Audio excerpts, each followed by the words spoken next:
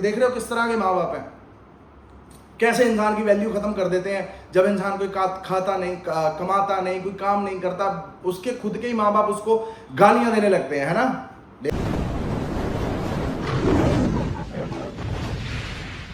ਪਿੱਛੇ ਪਿੱਛੇ ਤੁਰਦੀ ਆ ਫੇਮ ਅੱਜ ਕੱਲ ਆਉਂਦਾ ਏ ਸਟਾਰਾਂ ਵਿੱਚ ਨੇਮ ਅੱਜ।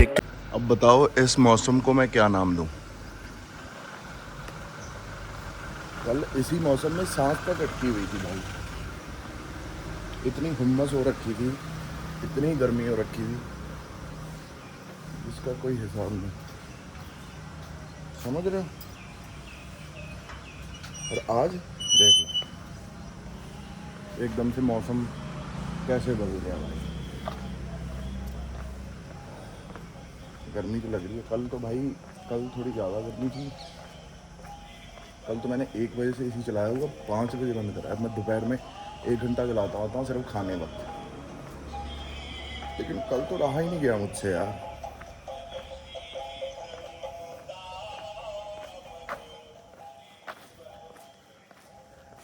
बिंदु बिंदु बिंदु बिंदु बिंदु, समझ रहे हो। आज तो नहीं खाना वाना किसी ने, आज तो खाना खा रहे हैं। ले खाना ले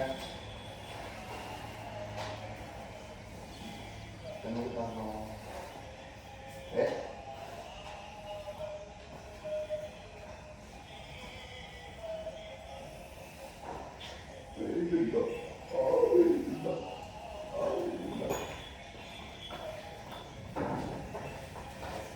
मेरी पारी मेरी पारी मेरी जिंदा मेरी पारी मेरी जिंदा मेरी पारी जिंदा पारी जिंदा। हाँ देखिए, ओए क्या कर रही हो।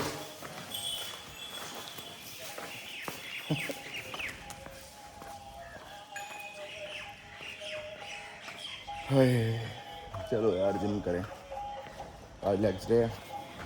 नो एक्सक्यूज लगा, नथिंग लाइक एक्सक्यूज टुडे, समझ रहे हो। आज का काम करना पैना। पानी भी देखो कितना गर्म हो रखा है। रेल गड्डियां रेल गड्डी ए ए ए ए। कल काट दिया था ना तूने, कल तूने काट दिया था ये अपना चिकला। अब कहा था ना आराम से रह ले, कहा था ना आराम से रह ले, तेरे ये पूरा काट दिया कल। हाँ नो हे पंखा हे पंखा हे पंखा हे पंखा।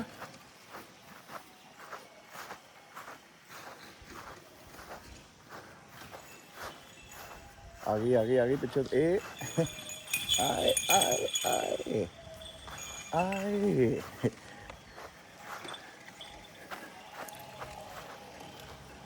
Guys good morning, Radhe Radhe. कैसे हैं आप सब लोग। गर्मी ने आतंक मचा दिया भाई। अब चलो जुलाई आने वाला है, जुलाई के बाद फिर क्या आएगा, जुलाई अगस्त, हाँ अगस्त आएगा फिर, है ना। अपने पंजाबी अगस्त, इंग्लिश में अगस्त। बहुत ज़्यादा गर्मी हो रही है और मौसम भी देखो बारिश वाला बना हुआ, बारिश बढ़ ही नहीं रही है। होम नहीं इकट्ठा हो जाता, उदा का मौसम हुआ है। सो गाइस आज बात करेंगे हम, आप सबके साथ ये हुआ ही होगा कभी कभी जीवन में। जब लोग हम आगे बढ़ रहे होते हैं या कुछ कर रहे होते हैं, हम एक जगह फंस जाते हैं जहाँ पे हम हर प्रकार की मेहनत करते हैं, लेकिन वो मेहनत का फल नहीं मिलता। क्यों? क्योंकि आपकी किस्मत में चीज़ें रुकी हुई होती हैं। अभी भगवान आपको सही समय पे उस समय पे चीज़ नहीं देना चाहते। भगवान भी आपका सही समय के लिए वेट कर रहा होता है। क्योंकि देखो आज तक अपनी हिस्ट्री उठा के देख लेना, अपना पास्ट उठा के देख लेना, जो कुछ भी आपके पास आया है या जो आपने चाहा है, भगवान ने उसे तब दिया है जब भगवान को लगा है कि अब आपको आवश्यकता है। एकदम से आपके पास कल तक कोई ज़रिया नहीं था कि मैं पैसे कैसे दूंगा, लेकिन कल तक जुगाड़ हो जाना। आपको बिल्कुल अपॉर्चुनिटी की बिल्कुल वो नहीं थी, पता भी नहीं था कि होगा कि नहीं होगा, लेकिन वो अपॉर्चुनिटी मिल जाना, ये भगवान करता है सही समय पे। आज ऐसा ही एग्जांपल देने लगा हूँ। एक 7-8 साल लड़के के ऊपर, 7-8 साल लड़का का था जो कि इतना भगवत प्रेमी, इतना कृष्ण प्रेमी, भगवान जी का, ठाकुर जी का सबसे बढ़िया प्यारा भक्त। कोई उसे कुछ भी कहता, वो कहता कि ठाकुर जी करेंगे। कोई उसे कहता काम कार कर ले, वो कहता ठाकुर जी करवाएंगे। कोई उसे कहता भाई तू यहाँ चले जा, वो कहता ठाकुर जी करवाएंगे। तो मतलब उसके घर वाले, उसके फैमिली वाले उससे ऊब चुके थे गाइस। मतलब उनके लिए ऐसा हो गया था कि यार ये बंदा मरे जिए, हमें कुछ लेना देना नहीं है, है ना। आप सबकी लाइफ में भी ऐसा ही हुआ होगा कि जैसे अब अपनी सारी दुनिया ने एक ट्रेंड बना रखा है ना, 18 तक पढ़ाई खत्म होगी, फिर 24-25 तक आपकी पोस्ट ग्रेजुएशन होगी, फिर उसके बाद आप अब कमाना शुरू करेंगे, 30 में आपकी शादी हो जाएगी, है ना। ये जो प्रोटोटाइप बनाया हुआ है लोगों ने, तो उसी हिसाब से दुनिया सोचती है ना। अब कईयों की किस्मत पहले चल जाती है, कईयों की बाद में चलती है। जिनकी पहले चलती है उनकी बाद में ठप हो जाती है, जिनकी बाद में चलती है उनकी पहले ठप हुई होती है। ये तो भगवान का नियम है भाई जिंदगी का। तो उस लड़के के माता पिता भी घबरा गए, भी ये तो 9, 10, 11 साल का बंदा है, ये तो अभी भगवान के नाम में लग गया, तो ये जीवन में क्या कमाई कर पाएगा, क्या पढ़ाई कर पाएगा। ते भगवान का नाम लेना चाहिए 40 साल में, 50 साल में, जब तक इंसान कुछ बना ले, कमा ले, है ना। इस तरह की सोच हो जाती है भाई इंसान की। ते हालांकि सबसे गंदी सोच है वो, गलत सोच है, उस पर भी आऊँगा मैं बाद में। तो उनके गांव में ना एक वो होता है, राजा होता है, उसको ना संतान प्राप्ति नहीं हो रही होती। तो उसका ज्योतिष उसे कहता है भाई किसी ना बाल बच्चे की बलि देनी पड़ेगी देवता को, तो तब बात बन जाएगी। तो राजा ने गांव में खबर फैलाई, इस तरह जो भी अपने बच्चे की बलि देगा ताउम्र तक उसका खर्चा, और ताउम्र तक उसको पैसे, और ताउम्र तक उसको सोने की मोहरें दूंगा मैं, और ये सब जो भी अपने क्या नाम है डिमांड जो कुछ भी रखा उन्होंने। तो उस बच्चे के, उस भक्त बच्चे के, जो प्रहलाद जैसा ही था, जो उस भक्त बच्चे के माँ बाप कहते कि यार ये बच्चा तो अपने काम का है नहीं, क्यों ना इसकी बलि दे दें, ताउम्र बैठ के पैसे खाएंगे, मेहनत कुछ करनी नहीं पड़ेगी, अपना जीवन जिएंगे, आनंद से जिंदगी जिएंगे। देखो इस तरह के भी माँ बाप बोलते थे पहले गाइस। दुनिया अब नहीं खराब हुई है, पहले भी खराब थी, पहले भी अच्छे थे, अब भी खराब है, अब भी अच्छे हैं लोग। तो इसमें कुछ ज्यादा कम कुछ नहीं हुआ है, बस पहले भी ये सब होता। देख रहे हो किस तरह के माँ बाप है, कैसे इंसान की वैल्यू खत्म कर देते हैं। जब इंसान कोई खाता नहीं, कमाता नहीं, कोई काम नहीं करता, उसके खुद के ही माँ बाप उसको गालियां देने लगते हैं, है ना। लेकिन मेरा भगवान सब देखता है, सब प्रकार की मदद करता है, वो सब देखता है। हर एक बंदे की आपको सामना करवाता है। हर एक बंदा जो आपके बारे में गलत सोच रहा होता है वो आपको सुनवाता है और सहन करवाता है ना। लेकिन भगवान हमारे भी क्या कहते हैं, नज़र और सब्र का हथियार जो जब भी रखो बिल्कुल धारदार रखो, धार होनी चाहिए बस, सब्र और इंतज़ार। इससे बड़ा कोई हथियार नहीं है गाइस, सब्र और इंतज़ार। ले भाई उस बच्चे की बलि दे देते हैं। बच्चा बड़ा हैरान होता है, बच्चा कहता है यार मैं इनको पूज्य समझता था, मैं इनको भगवान की तरह समझता था, और इन्होंने मेरी बलि दे दी। उन्होंने बच्चा क्या बोलता, चलो भगवान ये भी आपकी मर्जी, आप ही ने मुझे जन्म दिया है, आप ही के पास मैं वापस आ जाऊंगा। ते ले भाई उस बच्चे को राजा के पास लाया जाता है, उसको बांध दिया जाता है, उसकी बलि देने लगते हैं गाइस। राजा पूछता भाई बेटे तेरी कोई अंतिम इच्छा है? कह रहा है, कह रहा मुझे 4 ढेरियां बनानी है। 4 ढेरियां बनाता है, 4 ढेरियां बना के तीनों काट देता है, एक रख देता है, ऐसे ऐसे करके ढेरियां बनाता है, ऐसे ऐसे करके। कह रहा है ये 4 ढेरियां तुमने क्यों बनाई? राजा कहता पहली ढेरी थी मेरी माँ बाप की, उन्होंने भी मेरा साथ छोड़ दिया। दूसरी ढेरी थी इस राज्य के राजा की, वो तो मेरी बलि ले ही रहा है। तीसरी ढेरी थी ये देवताओं की, देवताओं को आप बलि दे ही रहे हैं मेरी, है ना, वो भी कहाँ से आएंगे मुझे बचाने। और चौथी ढेरी थी मेरे ठाकुर जी, मेरे भगवान श्री कृष्ण, मेरी राधा रानी की ढेरी थी, जो कि मुझे जब तक मेरी आखिरी सांस चल रही है मुझे तब तक यकीन रहेगा कि मेरे ठाकुर आएंगे मुझे बचाने और मेरा कुछ ना कुछ करेंगे वो, मुझे यकीन है पूरा। चाहे अगर मेरी आज जान भी चले जाए तो मेरी इसमें भी भला आएगा। इस प्रकार का विश्वास यार, इस प्रकार का विश्वास। ले भाई, वो जैसे ही उसकी बलि देने लगता है भाई, यहां से लेके आता है वो उसका जो नौकर होता है। राजा कहता रोक दो सब कुछ रोक दो, मुझे नहीं चाहिए संतान। राजा कहता यार इतना संस्कारी बच्चा, इतना भगवान पे विश्वास करने वाला बच्चा, अपनी आंखों के सामने उस बंदे ने देख लिया, उसको माँ बाप ने छोड़ दिया, माँ बाप उसको बुरा भला कह रहे हैं, भी क्या ही करता है हमारे लिए, हमारा जीवन खराब कर दिया हमारे घर में पैदा होके, है ना, इसी तरह फिर देवताओं को साथ छोड़ दिया। न जाने राजा के दिल में ठाकुर जी ने, भगवान श्री कृष्ण ने, मेरी राधा रानी ने क्या डाला उनके दिल में, उसकी बलि रोक दी। राजा क्या कहता, राजा उस भरी महफिल में कहता आज से ये मेरा सपुत्र, आज से जो कुछ भी है मेरा, जितने राज्य, जितना मैदान, जो कुछ भी है मेरे नाम, मेरा सिर्फ और सिर्फ वारिस ये, सिर्फ और सिर्फ ये बच्चा। माँ बाप उसके हैरान हो जाते हैं, माँ बाप सब दुनिया वाले देखने लग जाते हैं, अभी ये तो यार ठाकुर जी का नाम लेता था, ये एकदम इसको कैसे हो गया। यही एग्जैक्टली ठाकुर जी का जो नाम ले रहा है ना, जो अनन्य भक्त है, जो जिसको पूरा विश्वास है कि ठाकुर जी मेरा कभी भी बुरा नहीं, मेरा मंगल नहीं कर सकते, तो ठाकुर जी सीधा ला के उसके ज़मीन से बिल्कुल तख्त पे बिठा देते हैं। कहाँ वो यार गरीब घर के बच्चा है, उसके माँ बाप बलि देने लग गए, चंद पैसों के लिए उसकी कुर्बानी देने लग गए, नियत। और कहाँ भगवान ने उसके लिए क्या रखा हुआ था, भगवान परख रहे थे, एंड तक परख रहे थे उसको, एंड तक परख रहे थे उस बच्चे को। जो उसने ढेरी एंड में छोड़ी थी ना भगवान ने वो ढेरी टूटने नहीं दी।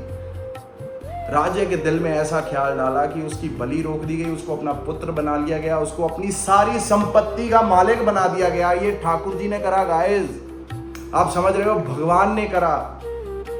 कोई बात नहीं, समा विपरीत चल रहा है, कोई बात नहीं, आप एक जगह स्टक हो गए हैं, कोई बात नहीं, आप वेट कीजिए। सबसे बड़ा हथियार आपके पास होना चाहिए सबर और नजर का। सबर और नजर इसलिए भी नजर रखनी है कौन आपको क्या कह रहा है और आपको किस तरह जलील कर रहा है। सबर, जो आपको आपकी बातें सुन के गुस्सा आया है ना, आपको अटैक करने का मन कर रहा है, वहां पे आपने सबर रखना है, अपने गुस्से को पीना और अपने गुस्से को पालना है गाइस। जब ठाकुर जी आपका समा लाएंगे ना, जब भगवान जी आपका समा लाएंगे, वो गुस्सा और वो सबर का बांध उस काम में तोड़ना है। किसी को थप्पड़ मार के, किसी को बुरा बोल के, किसी को गलत बोल के, गलत करके, ये सब नहीं करना, ये अपना काम नहीं है। अपना काम है काम करके जवाब देना लोगों को।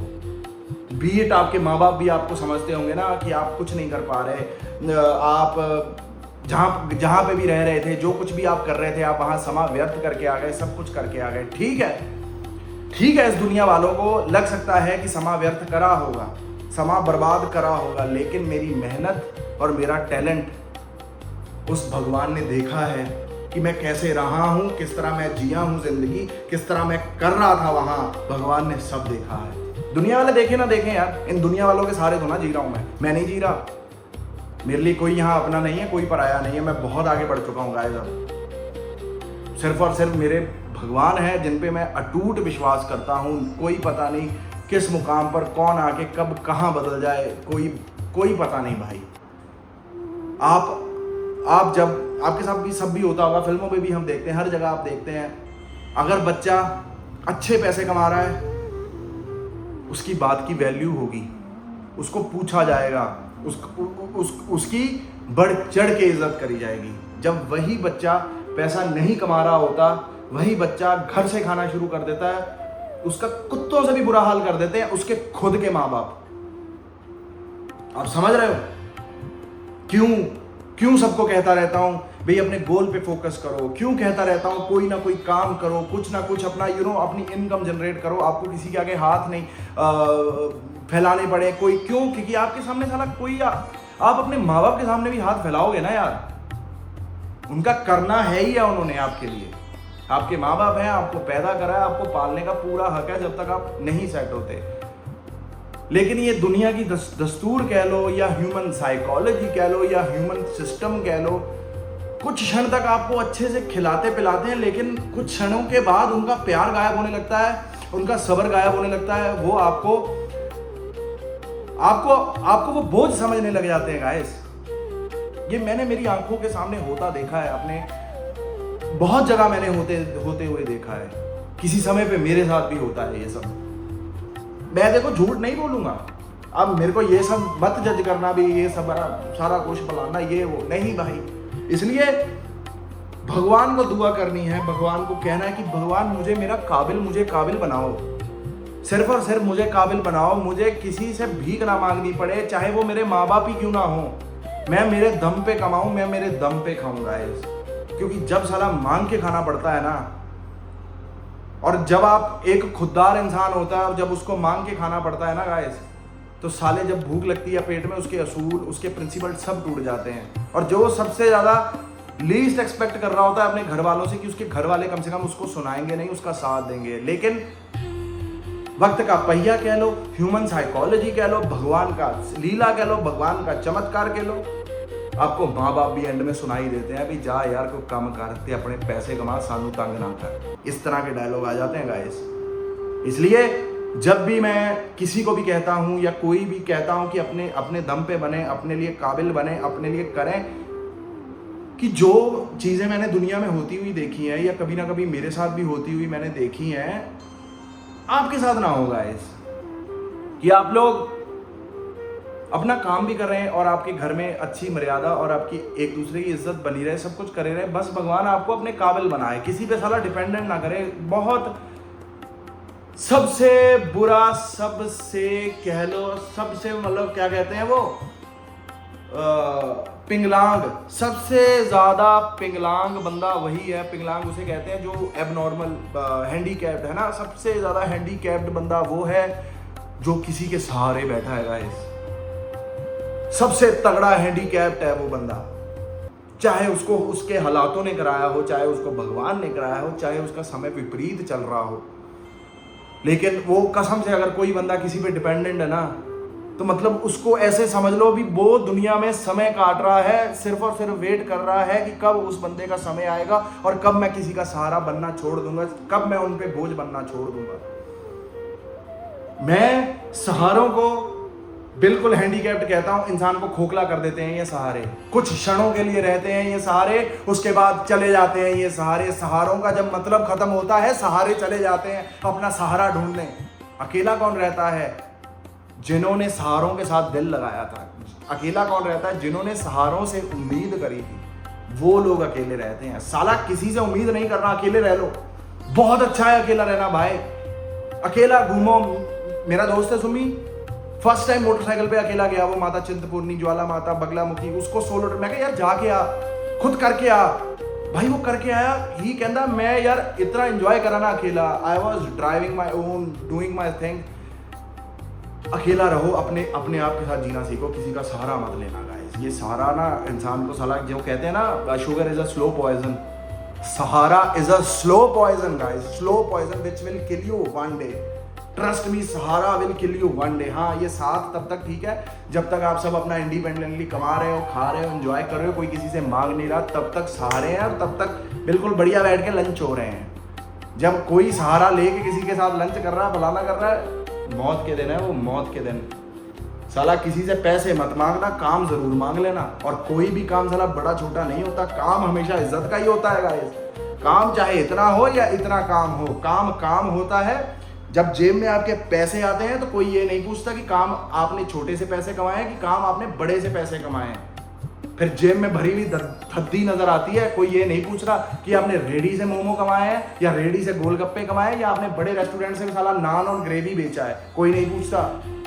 जब आप बड़ी कार निकाल के आते हैं शोरूम से, कोई नहीं पूछता कि कौन सा काम आप करते हैं, कि आप गोलगप्पों की रेडी लगाते हैं, कि आप छल्लियां बेचते हैं, कि आप खेती करते हैं, कोई नहीं पूछता। जो 45 लाख की कार शोरूम के बाहर आती है ना, सब 45 लाख नूं देखते ने, कोई आपका पीछे नहीं देखने जाता कि भी आप कौन सा काम कर रहे थे जो इससे पैसे कमाए। हाँ, आप लोगों के लिए मोटिवेशन जरूर बन जाओगे, लेकिन आपको कभी लोग बुरा नहीं कहेंगे।